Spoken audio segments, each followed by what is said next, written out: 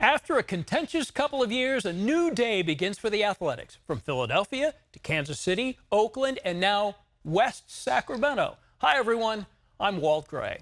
The A's ended their historic run in Oakland last year, a few months after team management announced they'd spend the next 3 seasons, at least, in West Sacramento, while their new stadium is being built in Las Vegas. Since then, Sutter Health Park has been transformed into a major league stadium, complete with fresh, new natural grass, upgraded suites, and new stadium lights. The team's home opener against the Chicago Cubs March 31st, that sold out quickly. However, there are 80 more chances to see the A's at Sutter Health Park this year. That's how many games they'll be playing this season at home.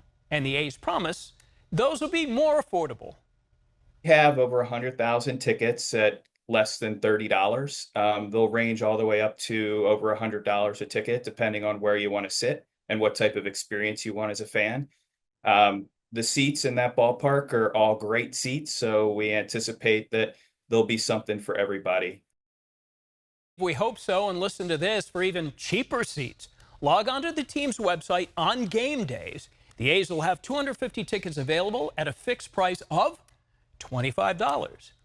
And buying tickets is easy enough, but getting to a game or getting home after the game, that could be a different story. What kind of congestion can fans and residents expect? ABC10's Luke Cleary reports on West Sacramento getting ready.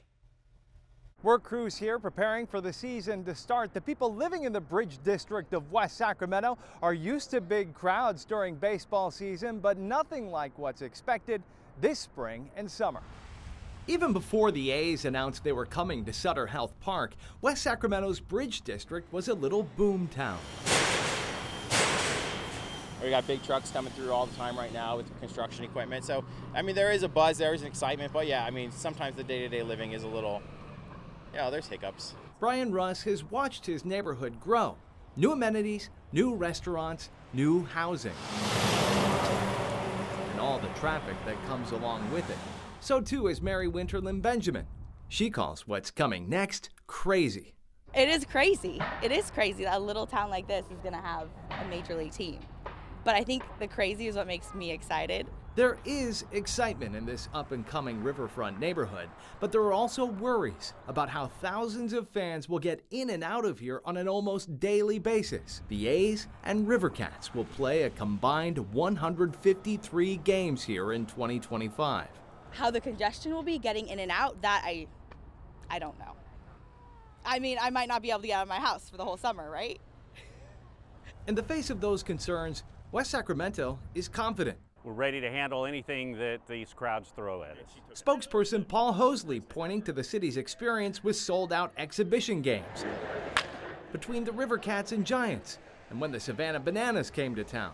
They're expecting a lot more sold-out games this season. That's 14,000 fans. We're told from the A's that they're going to sell out every game, so yes. There are 4,500 parking spaces available, including the 1,500 additional spots at the Ziggurat for A's games. But what about the congestion? The city says it has hired more traffic officers to keep up the flow. It's also encouraging people to step up to the plate with alternative transportation, like the YOLO bus, walking, biking, or using a rideshare app. This is the rideshare drop-off point on 7th and Cabalden Parkway.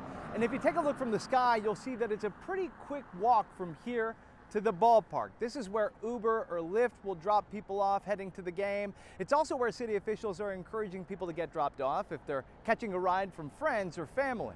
But are these measures really enough to prevent game day chaos? I think it's going to be a little crazy. Some residents are skeptical. The city calling for patience. It's going to be every day is game day, so we're asking for some patience, especially the first weekend. With the season opener fast approaching, West Sacramento's got a game plan. But with all those fans, it might take a few extra innings to figure it all out. In West Sacramento, Luke Clary, ABC10. Luke, thank you. I think we're all going to have to find like a secret spot maybe and pack a bicycle and bike in. A's players say they are excited to be playing in Sacramento. That's what they told ABC10's Matt George at spring training in Mesa, Arizona. Matt is here to tell us all things A's. Matt. Spring training, Walt, is always a time filled with anticipation, with a new season on the horizon. Optimism is high, and even with all the changes surrounding the organization. I witnessed firsthand the A's excitement and expectations for this coming season. For 29 MLB teams, spring training is business as usual, preparing for the rigorous 162-game regular season schedule, not to mention the playoffs and World Series beyond. But for the A's, their spring training home, Ho-Ho-Cam Stadium in Mesa, Arizona, is the only thing familiar, because starting in March, they will call Sacramento and its fans their new home. And while there's a lot of unknown in store for A's players, a few did get a taste of what Sacramento sports fans are like when they sat courtside at a Kings game earlier this year. I had a great time. I mean, the fans were welcoming. All the people there were welcoming. I mean, even at the Kings game, like you said, I mean, the people there were there for a basketball game, but, they were still acknowledging us, welcoming us as being the baseball team coming in town. Food was great. I mean, I had a blast. Pretty sure if they love the basketball team, they're going to love the baseball team and whatever team they get in the future. So, I mean, I'm excited. I'm sure they're going to bring all the electricity and, bring some good atmosphere. Yeah, I mean, a very clear passion exists, right? From that fan base for the Kings was very evident. They love their teams, they love their sports, and we're looking forward to getting to experience that firsthand. It was awesome. People were very welcoming to us. I was very impressed with that. I think we all were. Just the amount of people kind of, at the game specifically and around the city, approaching us, saying hello, telling us how excited they were for us to be coming there and having a team to come root for was awesome. So I think it made us ready to get there and start playing.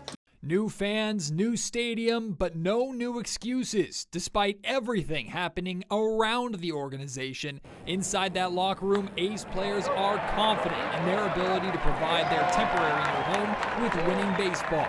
In fact, to them, there's no reason they can't compete for an AL West division title. A lot of people think that we are far away from making the playoffs. I think that's not true. Like I said, we have a good team here. We're here to compete, and I think last year we won 69 games. So I think if everybody had the mentality of just let's try to have a winning season, and at the end, if we make it, we make it, but just try to win games. Coming in, you can kind of just feel the difference, from years past. The expectations are there. And the second half of last year, finishing strong like we did, it just kind of, instilled that belief in this group. The belief is there now. The next step is just being consistent night in and night out. And we know we're capable of doing that. If we bring our best baseball for the majority of the season, I think we're going to find ourselves in the thick of it. Matt, I think there were times at Oakland home games the fan turnout was sparse at best. Yep. I think that players are going to be really surprised about the energy that these sellout crowds will bring. That said, how do you think they feel about playing in a minor league ballpark? Yeah, there's some natural apprehension, almost like a fear of the unknown, right? And look, these guys have worked really, really hard their entire careers to get to a point where they can play in a major league stadium. So there's naturally going to be a little bit of getting used to playing in a minor league ballpark. But, I mean, you brought up the fan support, and I think that's the biggest sell for these players right now. That's why it was mentioned in that package there that those players that got to sit courtside at a Kings game, they got to truly experience what that energy is like that they're going to experience on a daily basis at Sutter Health Park. And the reality is that they didn't experience that in Oakland over the last couple of years. So yes, the ballpark is going to be intimate, it's going to be smaller, but the fans and that energy is going to be packed on top of them. And I think the players are looking forward to seeing that and experiencing that every single day, especially with the quality of teams that are going to be coming through Sacramento over the next few months. So they played well second half of last season. The projection is they'll probably win maybe 3 or 4 more games this year than last year. What do you project for the team? We keep talking about team, but there are individuals within this team that you might want to buy a ticket to see. Yeah, the second half of last season for the A's was completely different from the first half, right? The first half was really, really rough. Guys kind of figuring each other out, and the A's weathering the storm of everything happening off the field as well as on the field, right? Second half of the season, the A's were one of the best teams in baseball. They played really, really well, caught fire, started to figure things out. Guys started to click, which is what you see happen a lot of times with a young roster. Talking to those players in that clubhouse, there's always a natural optimism during spring training. Every team thinks they're going to make the playoffs and compete for a World Series trophy when it comes to the start of the season. If not, what are you even playing for, right? But there is a genuine belief in that locker room and amongst that clubhouse that this team is going to pick up where they left off, and they're going to make some serious noise to compete for the AL West Division title. So I don't think it should be expected. I don't think A's are saying expect us to do that, but they are confident in their ability to compete. So Sacramento baseball fans should expect a competitive baseball team on a daily basis. Well, that's all you can ask for when you go out there. And a lot of local fans will be out there to see their team play, which could be the Red Sox or the Yankees or the Cubs. Brent Rooker, Lawrence Butler gets a 7-year contract from the A's. You got Mason Miller. Those are 3 players who are as good as any players in Major League Baseball. Good moves for the A's? Oh, tremendous moves. Brent Rooker actually signed his well, he didn't sign it, but it was announced that he was signing an extension with the A's while he was courtside in Sacramento at that Kings game, which is a pretty good, like, hey, this is a new home moment for you, Brent. But, I mean, he's one of the best home run hitters in the league. And he's going into a ballpark that's very good for hitting. It is a hitter's ballpark here. It said he might hit 50 this year. He could hit 50. He absolutely could. And Lawrence Butler is a star on the rise, right? The fact that the A's were able to secure him to a multi-year deal is a big deal. He's probably going to be the most exciting ball player that fans are going to get really attached to. He's a speed demon on the base paths. He's great in the outfield, and he's got some power. And then Mason Miller. Anytime Mason Miller comes to the out of the bullpen and steps on the mound, don't blink because you'll miss the pitch. I mean, he throws on average 100 to 102 miles per hour. So there are some stars, some young stars on this A's roster that are going to surprise you and entertain you on a daily basis. Mason Miller throws so hard, they say, for some hitters, the baseball looks like an aspirin. So when you say he's throwing aspirin out there, he's the gas man. Hitters start swinging before they even see the pitch. That's all they can do. That's all he can do. Matt, thank you. Matt with his perspective from spring training. Well, Johnny Dosko was the voice of the Sacramento River Cats for 22 years. Then he got called up to the majors to be the voice of the then Oakland Athletics. Now, full circle. Johnny comes back to Sutter Health Park. A full circle moment indeed. I mean, it's funny. Back in the early 2000s, I thought, what if Big League Baseball ever came to Sacramento? How great would that be? Because I love the town. I consider it my hometown. I'm from LA, but I've been in Sacramento so long, I consider it my hometown. So to go back to Sacramento, a place I love, the place I live, and to call Big League Baseball, it's surreal. It really is. It's going to be pretty neat to have those guys come back and see the history there, right? Because when the A's first started there, I mean, 2000 through 2004, 2005, you couldn't get a ticket. Remember, it was packed every single night. Tuesday night in July, it was packed. So it's going to be, and we're going to have that same kind of atmosphere now when with the A's next 3 years. It's going to be packed every night.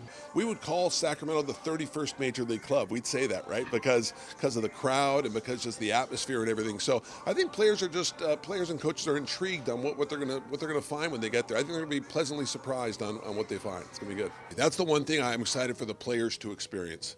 Just the dailiness of how loud that crowd's going to be. I can remember 2007 with the Thundersticks in the playoffs, Danny Putnam hitting the home runs. There's so many great memories there, but I remember just that place being packed every night. And in the big leagues, I mean, these players are going to experience that at the big league level with the fans right on. I think it's going to be a real home field advantage for the A's. Good stuff. They got a great radio broadcasting team with Johnny, Vince, and Ken. And it's not just the players and fans buzzing about Major League Baseball coming to West Sacramento. The Bridge District coming to life, new opportunities, local businesses getting ready for the surge of energy and the foot traffic the team is about to bring.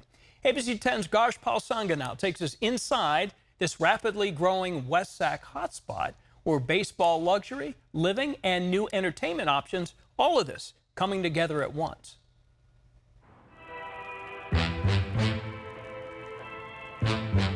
Baseball fever is taking over West Sacramento like never before. The A's put West Sacramento on the map. Every home game is another chance to showcase the excitement and the thriving businesses in the Bridge District. We're trying to set that bar higher in Sacramento. Once they announced, we felt the heat. The A's are not the only thing turning heads around here. As you come around the corner, you're presented with your first golf bag, 200-inch screen. You're playing Augusta in West Sacramento. Nicholas Wooten and his wife Katie are building something fresh in the Bridge District, Birdie's Social Club, bringing a unique garden party vibe with big screens and even bigger opportunities. When the A's made their announcement, I said, okay, the competition's going to start heating up. We should secure this spot. The spot, located on the first floor of 805 Riverfront near Sutter Health Park, is not the only project creating growth.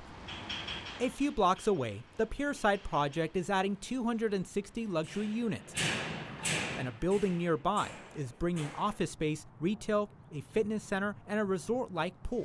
West Sacramento is coming alive. This development is planned long before the A's announcement. You point out to your family members, your friends, your colleagues and say, hey, I helped build that. There's no better feeling.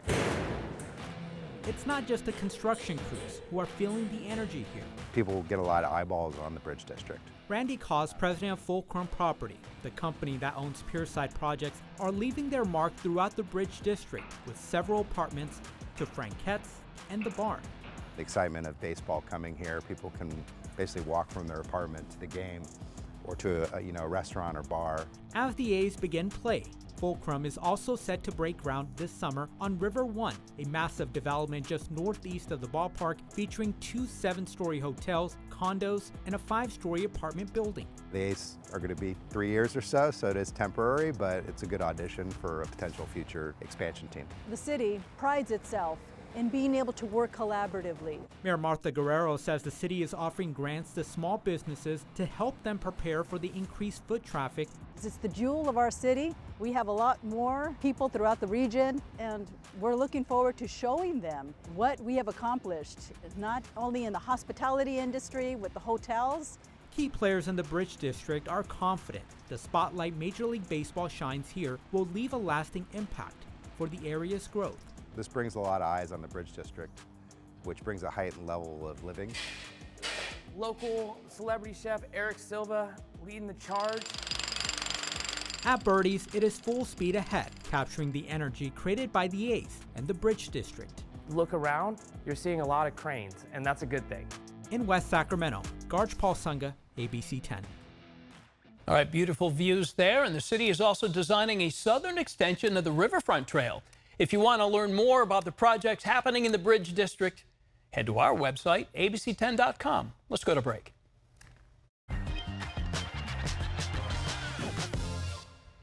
Play ball, welcome back. As the A's begin a new chapter in West Sacramento, we look back at 124 years of team history. Fans say it embodies baseball, but as ABC 10's Devin Truby found out, sadly, seemingly, the team has always seemingly been up for sale.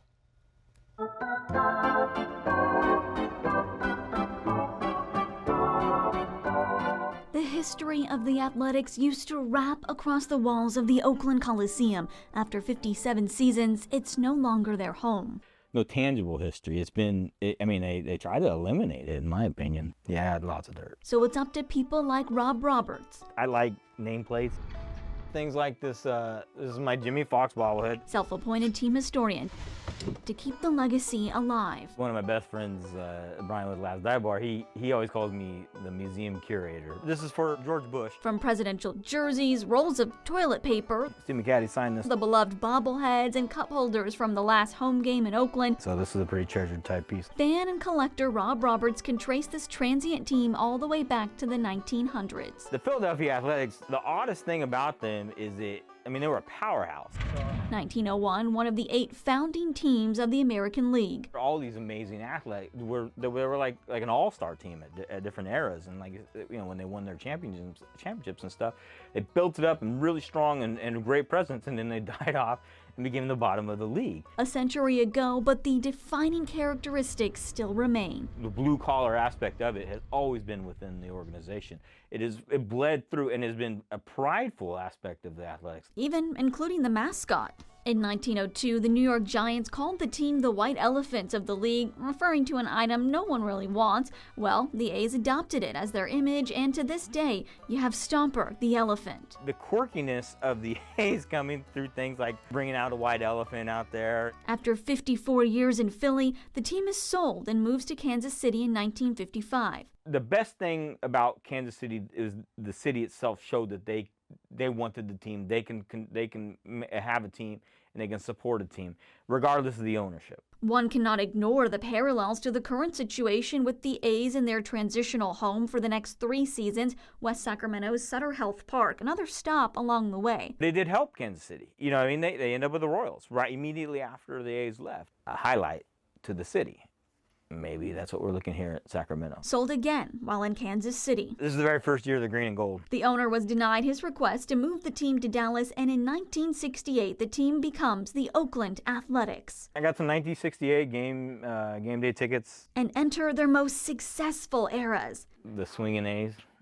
Yeah, the Swingin' A's, yeah, most people didn't want to mess with them. The names you know and love: Reggie Jackson, Raleigh Fingers, Catfish Hunter, World Series champions 1972, 73, and 74. That's beautiful. This is a sentimental aspect. But the team was always for sale. A new decade, a new owner, a new era. Billy Ball is a very unique era. Named after manager Billy Martin, it's the post-dynasty slump. But you know, that's the creation of Rickey Henderson's career. These are a pair of Rickey's iconic game-used gloves. Then the powerhouse A's of the late 80s. The Bash Brother era of the A's was the most exciting thing to watch, in my opinion. These are Mark McGwire game-used cleats for me, because I was able to be there, and I was a kid, you know, and I was part of it, and collecting baseball cards and everything else, and getting to go there and feel the roar of the crowd and the packed houses at the Coliseum. You got McGwire, Jose Canseco.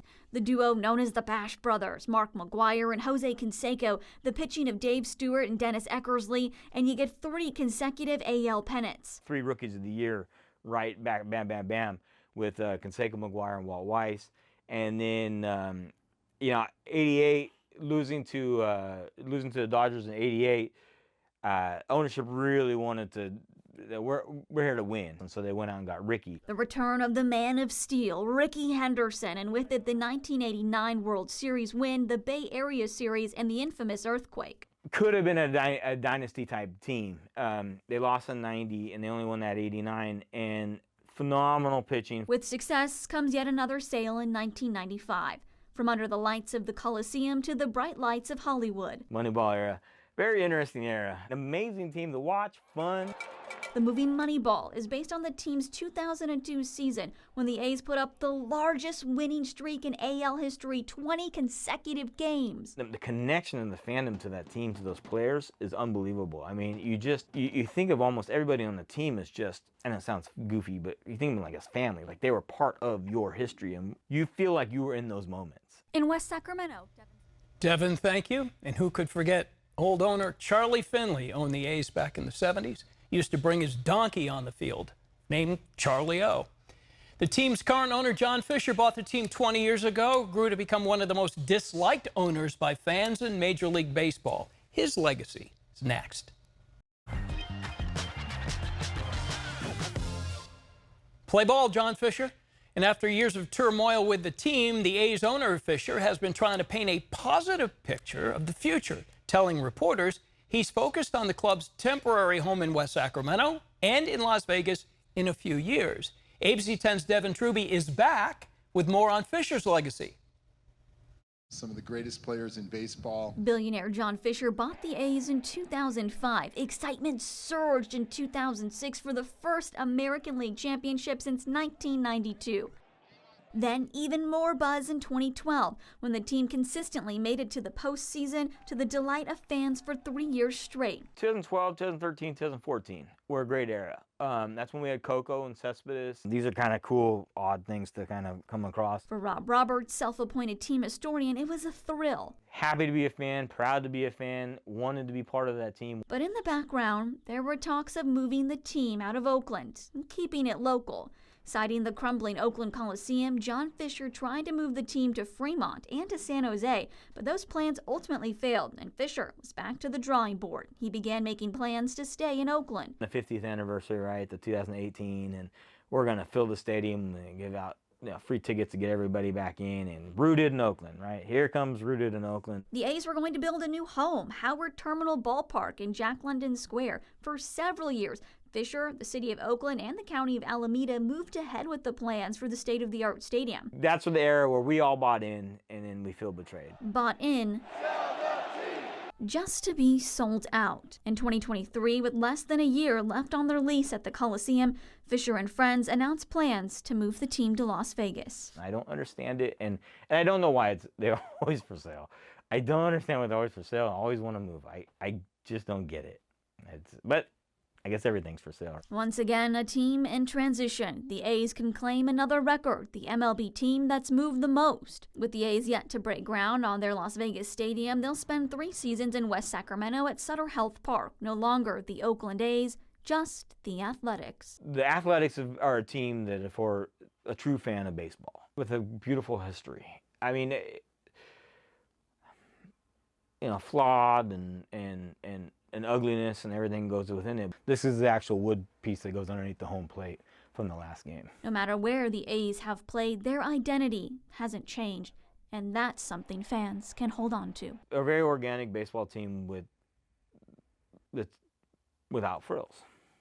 I mean, and you are a fan of baseball if you're a fan of the A's, in my opinion. You're not expecting the greatest out of it, but you're going to get, sometimes you will get greatness out of it. That's what's phenomenal about them. In West Sacramento, Devin Truby, ABC10. So many characters in that organization, so many memories. As Devin mentioned, the A's are moving full steam ahead on their new stadium in Las Vegas. Alex Eshelman with our ABC affiliate in Las Vegas, filling us in on the latest on the move. Right now we're here at the Las Vegas Strip where the Tropicana Hotel used to stand, and in just a couple of months, this is set to become a construction site for the A's brand new state-of-the-art ballpark. The club came to Vegas for Big League Weekend, where the A's played the Diamondbacks at Las Vegas Ballpark in Summerlin. But before the 2-game series, the team released updated renderings of the new park on the Strip. While the A's plan to have the estimated $1.7 billion building finished by 2028, they're also excited to be in Sacramento for the next 3 years, as the ball club represents both cities on their jerseys this season. That patch is going to be there for the next 3 years. Like, that's just exposure that I don't want to say you can't buy, but it's incredibly valuable. It's going to be a great 3 years. Our mission throughout all this as players is certainly not to replace any fan base. It's just to grow an already existing, incredible, passionate fan base. And we think that we can do that by the type of teams we're going to put on the field, not only from a product and how good at baseball we're going to be, but the type of passion and energy we play with. We have a lot of guys who are very easy to cheer for. So we're hoping that that fan base that already exists and is so passionate does nothing but grow throughout these next 2 stops. And that goal is so far so good here in Las Vegas. We're so excited. Oh, we're excited. Oh my gosh. So excited. That's why we're here today. When I saw that they were playing, I was like, this is it. We've already pre-registered for season tickets, so hopefully, even myself. Yeah. Now, while my home now is Las Vegas, I'm also very proud to say I'm a born and raised Sacramento native. So to me, the A's have hit a home run, not only by growing their fan base here in Southern Nevada, but also selling out their opening day at Sutter Health Park. In Las Vegas, I'm Alex Eshelman. Alex, thank you so much. The A's home opener at Sutter Health Park, as Alex was alluding to, is Monday, March 31st against the Chicago Cubs. Should be a great summer of baseball. Hope to see you out there. Thanks for watching. I'm Walt Gray.